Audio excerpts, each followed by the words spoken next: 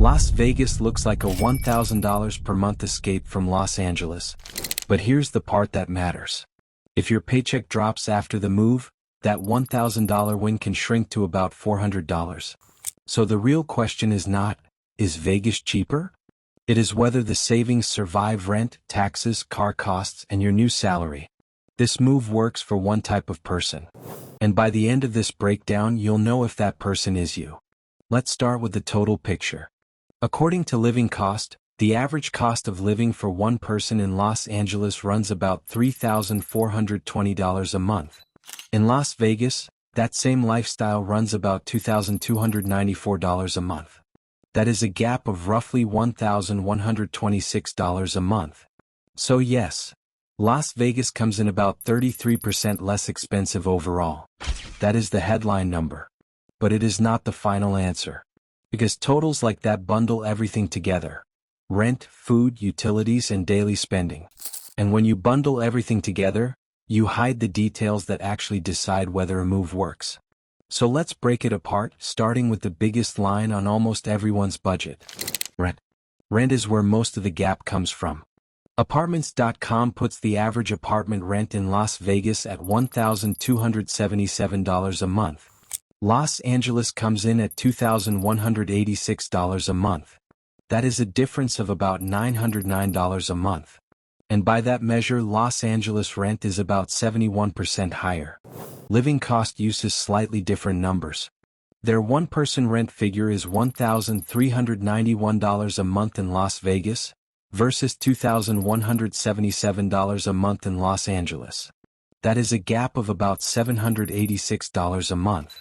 So depending on the source and the apartment type, the real rent gap lands somewhere around $800 to $900 a month. That is real money. And it is the biggest single reason Vegas looks cheaper on paper. But rent is still only one line on a much longer bill. Numbeo tells the same story. Cost of living excluding rent is about 15% lower in Las Vegas. Include rent, and the gap widens to about 27%. Rent prices specifically are about 45% lower in Las Vegas. And groceries come in about 17% lower. That grocery gap helps every month. No question. But groceries are not the reason people uproot their lives and cross state lines. They are one small piece of a bigger stack of numbers. And the next piece is the one people usually forget to plan for. Utilities. Utilities lean in Vegas's favor on average. Basic utilities run about $258 a month in Los Angeles. In Las Vegas, they run about $216 a month. So Vegas is lower there too. But that average hides a seasonal spike. Vegas may be cheaper across the full year, but summer air conditioning can still hit hard. We are talking about triple-digit heat with AC running for months. So do not budget based on a mild month. Budget for the year. Transportation follows the same pattern. A monthly transit pass runs about $105 in Los Angeles. In Las Vegas, it is about $65. Gasoline is also cheaper across the state line. So at first glance, transportation looks cheaper too. But do not move to Vegas assuming transportation costs disappear. Both cities are built around cars, not trains. Your transportation spending does not vanish when you cross into Nevada. It just changes shape. For most people, a car is still the main way to get around either city. Now the part every Californian asks about first. Taxes. Nevada has no state income tax. California has a graduated state income tax that climbs as high as 13.3%, depending on your bracket. That tax win is real, especially if you keep a California-sized income after the move. Nevada has no state income tax. California does. But do not picture a tax-free life once you land in Vegas. Nevada's average combined state and local sales tax is about 8.24%. California's is about 8.99%. That is a small gap, not a disappearing one. You escape state income tax, but you still pay sales tax on what you buy.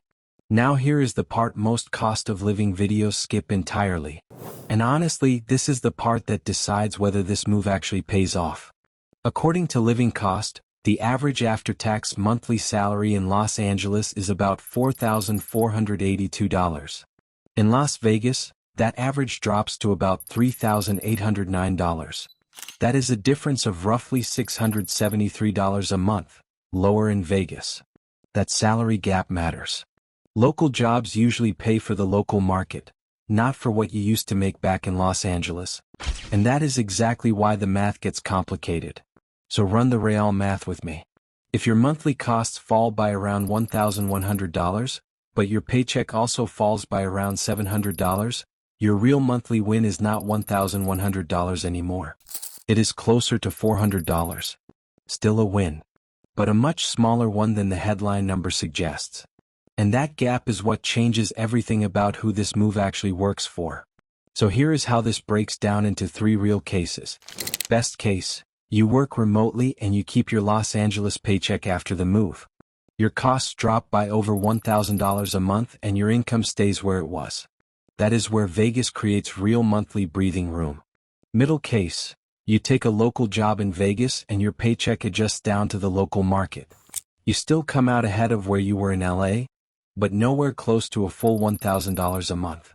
Your real number may land closer to $300 or $400, once rent, groceries, and the smaller paycheck all settle into place.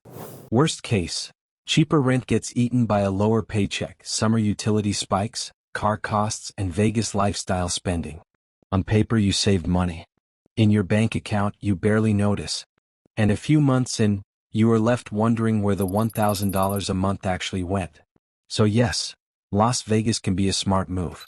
But only if the savings survive your paycheck, your car costs, and the desert lifestyle. If this kind of real monthly math helps you, subscribe before you leave. And drop the next city pair in the comments because that is how we decide which move gets tested next.